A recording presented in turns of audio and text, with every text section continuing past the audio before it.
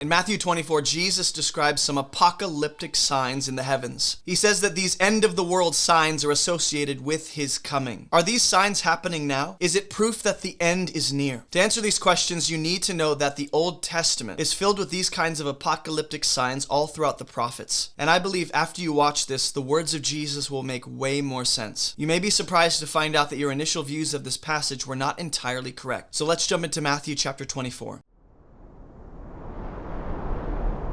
You should probably know this is episode 13 of about a 23 episode series on the end times in the Gospels.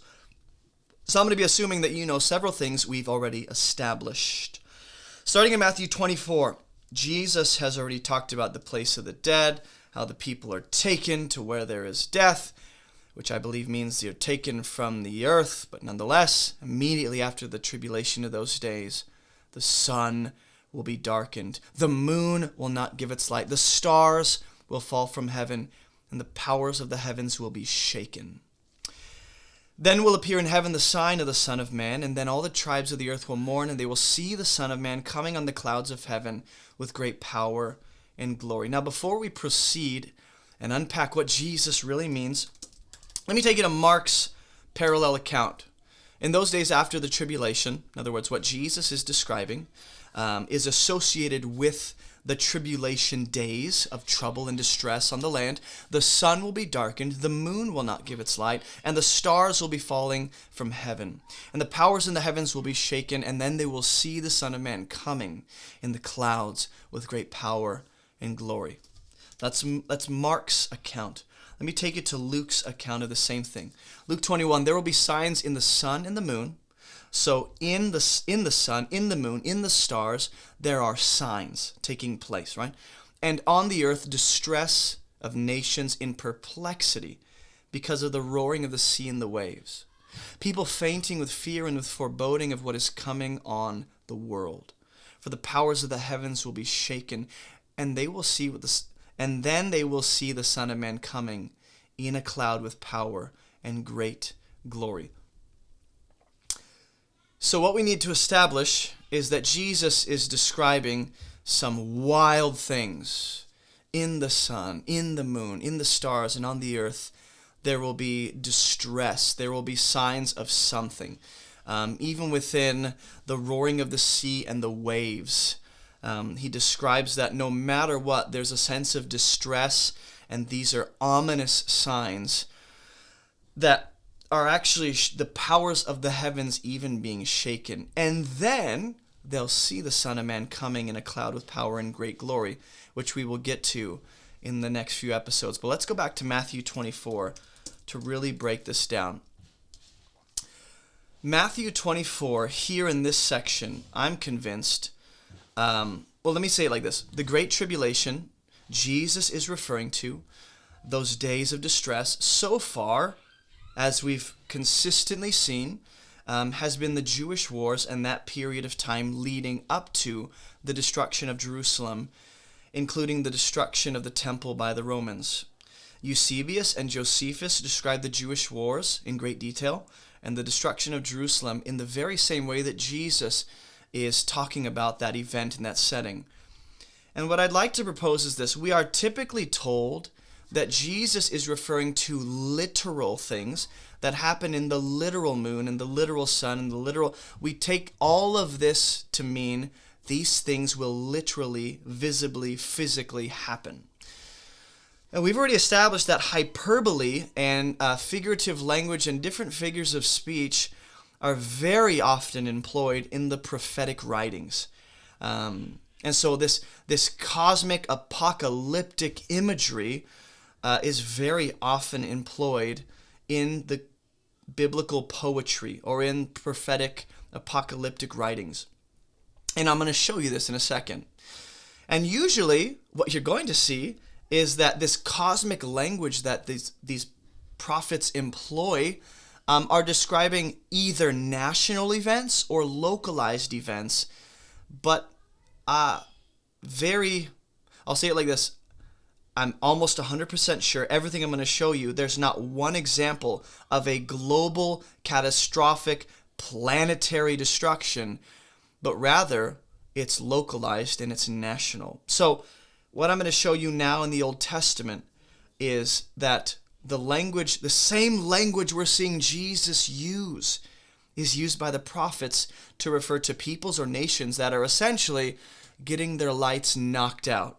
The Old Testament uses all the same imagery to describe judgment and destruction that comes through enemy armies that God is bringing on peoples, on nations, on no matter what. It's the just penalty and consequences. So Isaiah 13, starting in verse 1 through 11, this is the judgment of Babylon. Okay? This is not spiritual or metaphorical or future. This is literal national Babylon. Isaiah the son of Amoz saw this. On a bare hill raise a signal, cry aloud, wave the hand for them to enter the gates of the nobles. I myself have commanded my consecrated ones and summoned my mighty men to execute my anger. So this is the Lord's anger being executed through said mighty men. My proudly exulting ones, the sound of a tumult on the mountains. Of a great multitude, the sound of an uproar of kingdoms, of nations gathering together. The Lord of hosts is mustering a host for battle. They come from a distant land, from the ends of the heavens, the Lord and the weapons of his indignation to destroy the whole land, or another translation is earth. Wail, for the day of the Lord is near. And this day of the Lord, which we'll talk about later, I know I keep saying that, all caps day of the Lord is different than the lowercase day of the Lord, which comes upon national entities and peoples. The day of the Lord is near for Babylon. Destruction from the Almighty, it's coming. All hands will be feeble. Every human heart will melt. They will be dismayed. Pangs and agony will seize them. They'll be in anguish like a woman in labor. They'll look aghast at one another. The day of the Lord comes, cruel with anger and wrath, to make the land a desolation, to destroy its sinners from it. For the stars of the heavens, here's that language, and their constellations will not give their light.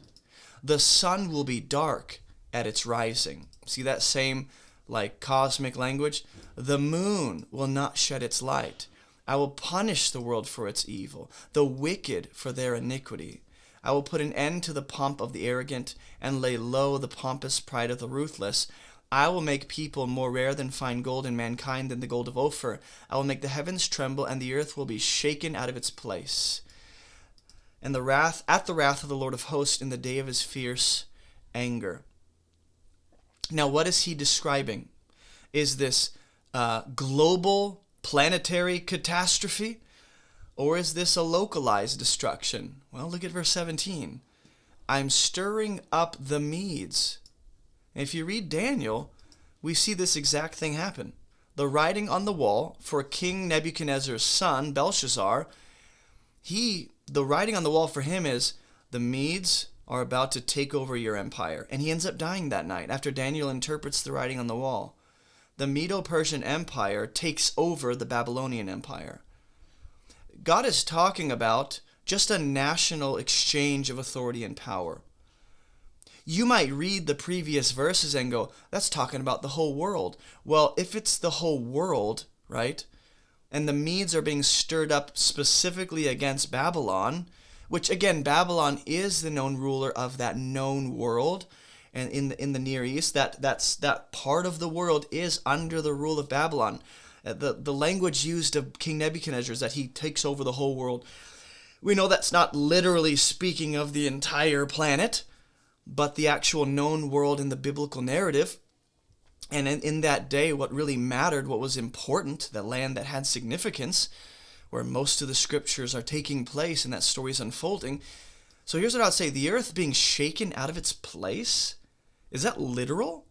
If the Medes are coming against the Babylonian Empire to take it down, the whole earth is being shaken out of its place. But Psalm says that the earth will never be shaken out of its place, that it's stable. It's unshakable, essentially. So, interesting. God is punishing the whole world for its evil? Or is he punishing the world of Babylon? The moon is literally not shedding its light, or the stars of heavens, all the different constellations and planetary bodies and all that in the in the sky and outer space are just kind of lights out, complete darkness, let's think about what God did to Egypt as one of the signs. He did make darkness over them, just put darkness over Egypt for 3 days, I believe, but Israel had light, right? So when God is bringing judgment on a nation or a people, sometimes that involves literally knocking the lights out as an image of their spiritual depravity and spiritual darkness, right? Other times, this cosmic language is employed to speak of just how their time is coming to an end. It's not literally all the light across the planet is being knocked out, but for Babylon, it's as if it is. In other words, the stars and sun and moon might as well not be shining, because Babylon's about to be taken out, and they're going to be plunged into darkness by coming under the Medo-Persian Empire, right? So all this light, the day of the Lord, the end of the heavens, the whole land, we often look at that as literal. In this context, God is just talking about the Medes coming against Babylon. And then he'll go on to talk about the restoration of Jacob. But the whole point of this is Babylon is about to be taken down like Sodom and Gomorrah. And if you just read this, you go, that's literal. Well, I'll tell you what. If the Medo-Persian Empire comes in and burns things down and the smoke is rising to kind of block out the light in the sky, then sure, there's a literal element to this. But I think based on just this alone, it's figurative. It's metaphorical. It's speaking of Babylon coming to an end, but Isaiah's using cosmic imagery to speak of that. Isaiah 34:4 and 5 is another example.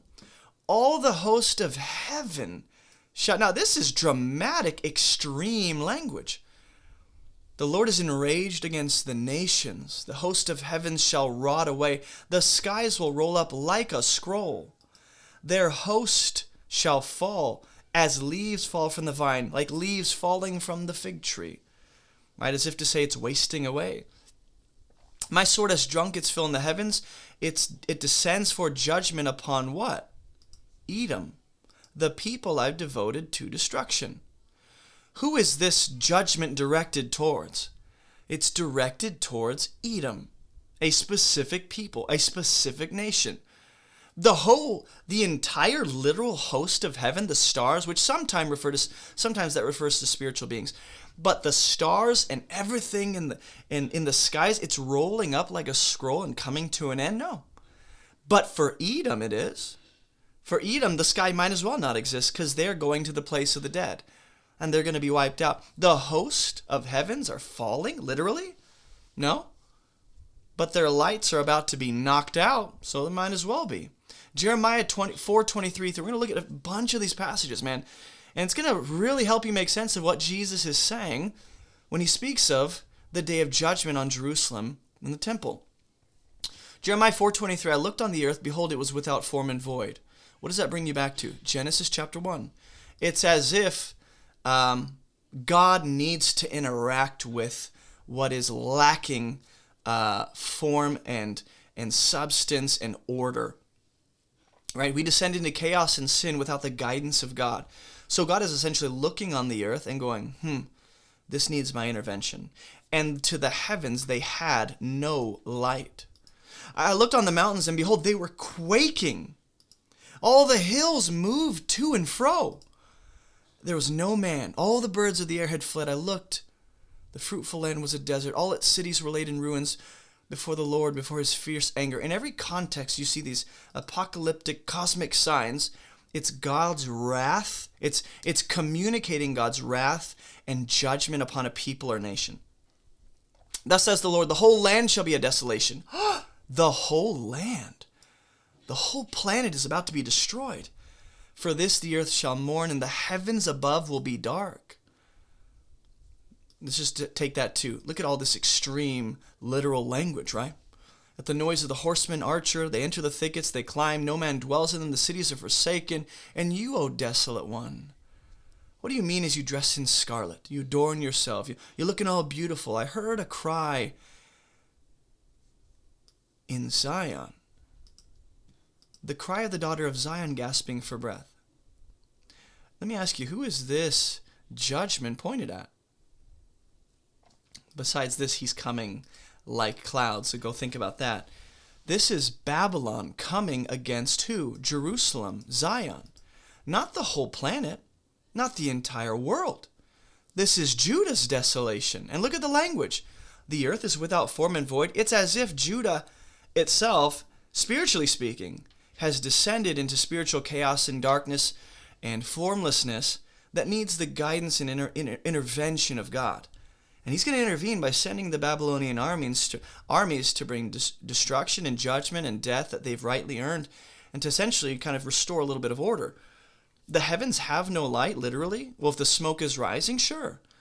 But to say the heavens don't at all, that's a little dramatic and extreme. This is the language the prophets use I want to be careful how I use this term, but to dramatize, you might say, the anger, the judgment, the wrath God is bringing. Not to like make it sound more crazy, but to say like, this is how intense, this is how serious it is. The heavens are without light. The mountains are quaking, literally. The hills are moving to and fro. The whole land is about to be a desolation. No, the whole land of Judah. The whole world is going to mourn. The heavens above will be dark. This is the language that they use to explain national destruction. God is about to bring an end to, at least for now, not a full end, but an end to the wickedness in Judah and Jerusalem. Ezekiel 32, in the 12th year, Ezekiel is told, Son of man, raise a lamentation over Pharaoh, king of Egypt. So who are we talking about in context? Egypt and Pharaoh, okay? You consider yourself a lion, but you're a dragon in the seas. You've burst forth in your rivers. So all this imagery, right? Using metaphors to explain, to really describe how Pharaoh sees himself.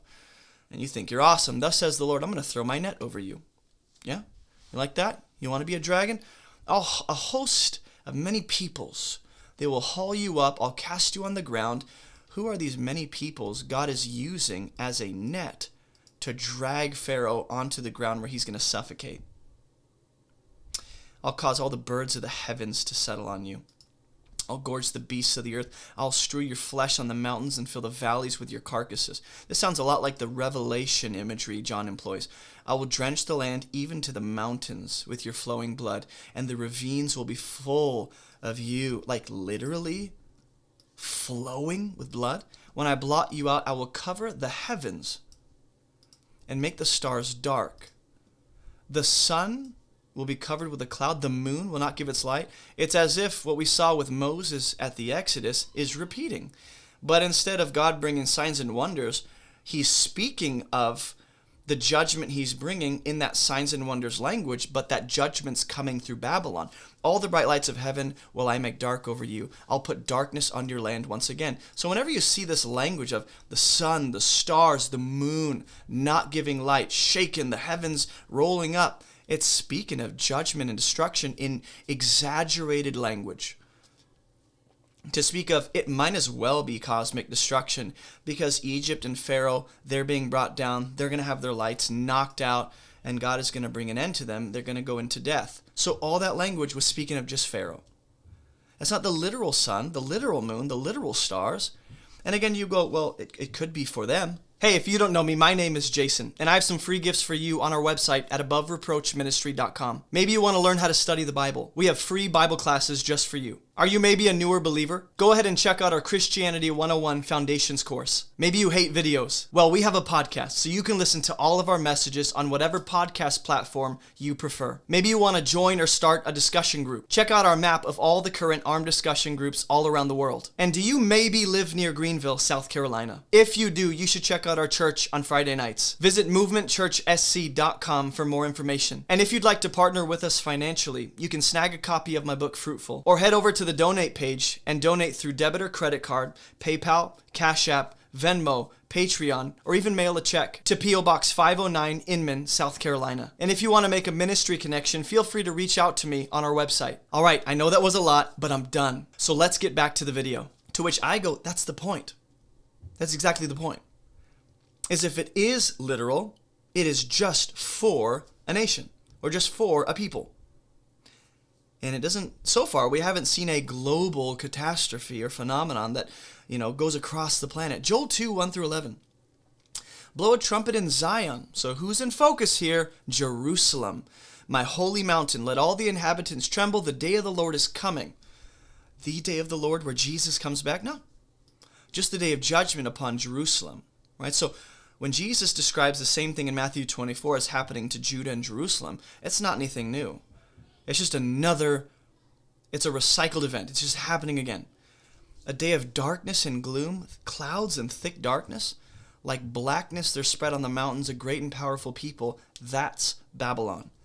Their like has never been before, nor will ever be again throughout the years of all generations. Fire devours before them. Behind them a flame burns. So yeah, they're burning stuff down and they're about to burn down Judah, but also the land is like the Garden of Eden before them.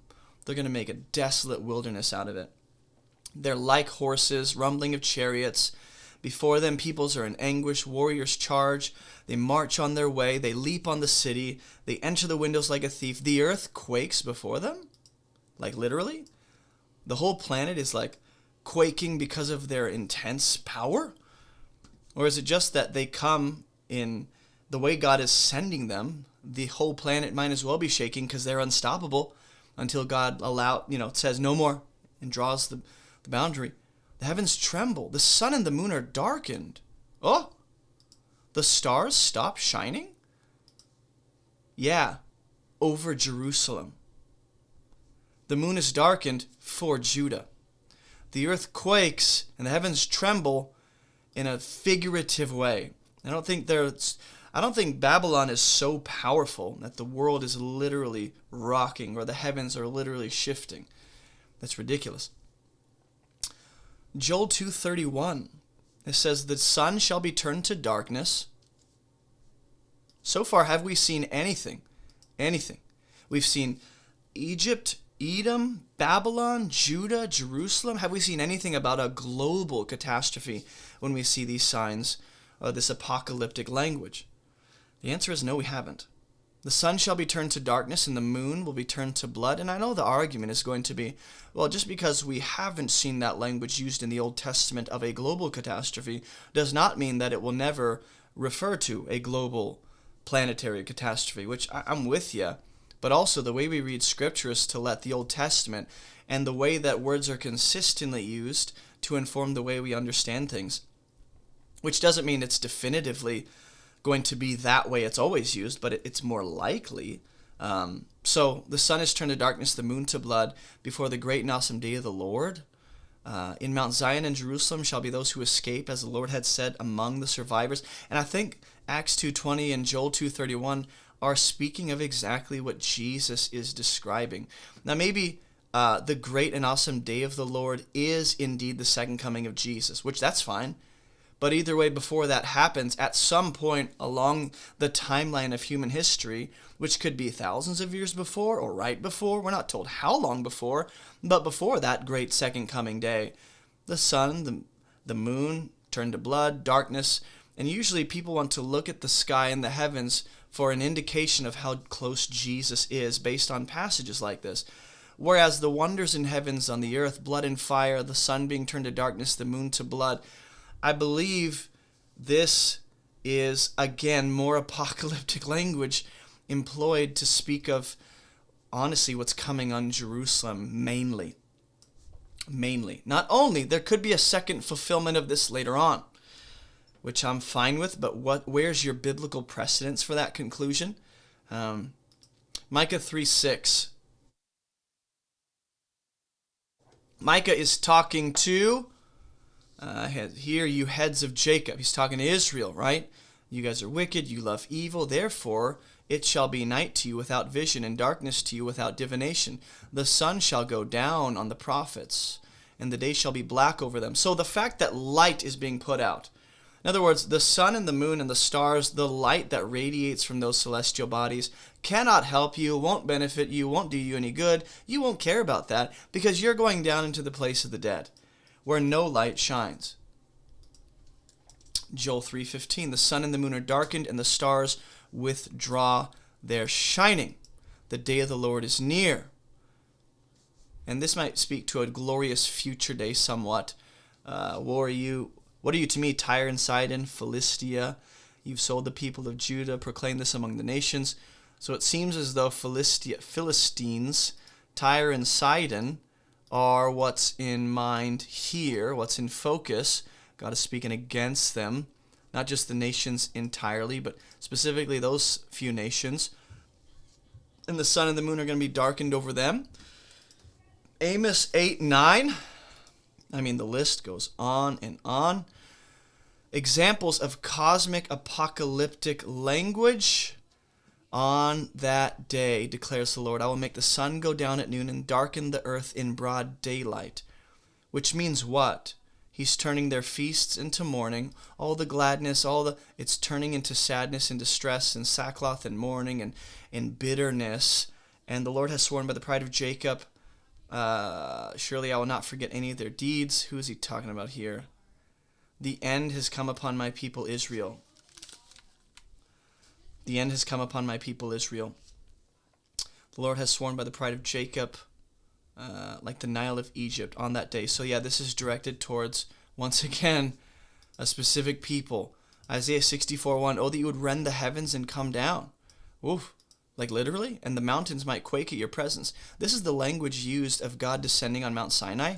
And so that's just how Isaiah would view God coming in judgment and power to rescue and redeem. He did that with Pharaoh. He did that with, whoever else he's destroyed for the sake of his people.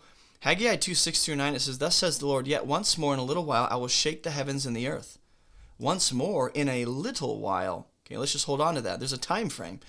And you go, well, a day of the Lord, a day to God is like 1,000 years. Yeah, but still, when he's going to say once more in a little while, you can work with that time frame, but I think he also understands how we relate to time, and he comes down to our level to speak to us in such a way that we can actually work with and understand. And either way, the sea and the dry land, interesting, okay? I will shake all nations. The treasures of all nations shall come in. I'll fill this house with glory. Whoa. Thus says the Lord of hosts, the silver is mine, the gold is mine. The latter glory of this house shall be greater than the former, and in this place I will give peace. What did that sound like? In the 7th month, on the 21st day of the month, the word of the Lord came by the hand of Haggai. So Haggai is strengthening the hand of Zerubbabel and Joshua to continue the work on rebuilding the temple, which would be the second temple. And they're going like, will this be as great as the first? And here's what God declares. He uses apocalyptic, cosmic language to speak of how magnificent this second temple will be. Did God literally shake the heavens and the earth, the sea, the dry land, all the nations, when indeed he filled that house back with his glory? I don't believe that's what literally happened, though he could have, and he can. I don't believe he necessarily did, but he's speaking of the magnitude of this new temple, the gravity of it, the beauty, the majesty. He's filling it with his presence, and he's using some fantastic language to speak of how he does. Judges 5:4-5, and this is how God used Deborah and Barak to, or really, Sisera. Sisera died at the hand of, what was her name? She drove a peg through Sisera's head. Either way, this is how they celebrate God killing, or God bringing judgment on and ending the life of a wicked warrior, army commander, and I think his armies. Lord, when you went out from Seir, when you marched from the region of Edom, the earth trembled. The heavens dropped, like literally as God, helps his people, and brings an end to Sisera through a feeble woman in a tent who obviously wasn't as feeble as she seemed. Like that was God shaking the earth and the heavens dropping and the mountains quaking? Or is this describing just how magnificent of a victory God has given Israel over, I forget who it is. Sisera was the commander of some army. Jael. Jael is the woman who drove a tent peg through that guy's temple. Like, that's ridiculous. But either way, that's the cosmic language employed. Ecclesiastes 12, 1 through 2. Remember your Creator in the days of your youth, before the evil days come and the years draw near, of which you'll say, I have no pleasure in them. Before the sun and the light and the moon and the stars are darkened and the clouds return after rain. So there's that same, dramatic language used. Exodus 10, Moses stretched out his hand toward heaven, and there was pitch darkness in all the land of Egypt 3 days. So there's a literal thing happening, but again, it's national. It's on a people. They didn't see one another, but all the people of Israel had light. So it's not new when Jesus talks about this stuff. We've seen it. Acts 13:11, behold, the hand of the Lord is upon you. You'll be blind and unable to see the sun for a time. Immediately mist and darkness fell upon him. And this is Paul blinding Elymas, the magician, which the blindness, the darkness, the unable to see the sun and the brightness of the sun, that is a physical representation of God's judgment on this man in his spiritual blindness. We'll bring this to a close. There are a few passages, when we go back to Matthew 24, right? And I'm sure you're going, what is the point of all this? When Jesus says, the days of those tribulation, right after it, the sun is darkened, the moon doesn't give its light, the stars fall from heaven, the powers of the heavens are shaken. Consistently throughout the Old Testament, I showed you many examples of that exact language. Not one of them was planetary or global or the entire world experiencing these cosmic. Neither were they literal. It was apocalyptic language, cosmic imagery that communicated the judgment and the death and the destruction that was coming upon a people, a nation, a king. But it was never this global or literal thing. And so I'm just saying, if Jesus is going to be consistent and use that same poetic imagery and apocalyptic language, it is most likely, most reasonable that these aren't going to literally happen. Some would say, well, if Jesus is talking about the destruction of Jerusalem and Rome comes in to knock their lights out, right? The same way we saw with Edom and Babylon, and fill in all the blanks of what we saw. If that's what Jesus is describing, well, that doesn't mean that therefore one day in the future there won't be a global experience of literal signs. And I go, sure, but on what basis do you say it's going to be literal in the future and the whole world will experience? Like, based on what? The heavens being rolled up like a scroll, we already saw that. The earth being shaken, we already saw that. The mountains quaking, we already saw that. And every time it's employed, it's figurative. It's a dramatic, exaggerated way of communicating the seriousness of God's judgment on a nation or people. Then, so I think what's being described here, the days of tribulation lead up to that day where God reveals and vindicates his son and vindicates his name and brings judgment on that generation through the Roman armies. They destroy the temple in Jerusalem. That's God's destruction and judgment on them. When that day comes, that day is like Jerusalem having their lights knocked out, or Judah having their lights knocked out. It's the sun and moon and stars might as well not be shining. But here's one more thing I'd like to propose. The stars falling from heaven, as we've already seen. That can speak of the fact that God's people, not God's spiritual people, but the nation of Israel, the national people of God, the Israelites, they're dying. Daniel 8:10, Genesis 37:9, and Deuteronomy 1 verse 10 refers to Israelites as stars. Stars are used to represent God's people Israel. Now, other times, you'll see stars refer to God's spiritual people, which can include Gentiles. Anyone who trusts in God and has faith in his word and promises and takes him at his word. Genesis 15:5, Genesis 22:17, Genesis 26:4. All the promises given to Abraham speak to not only his physical offspring, but mainly his spiritual offspring. Daniel 12:3 and Numbers 24:17 also speak of the people of God shining like stars. And here's the last verse I want to take you to, Revelation 1:9. I, John, your brother and partner in the tribulation and the kingdom and the patient endurance that are in Jesus, was on the island Patmos on account of the word of God and the testimony of Jesus. It's a sobering statement. But notice what John says he's a partner in.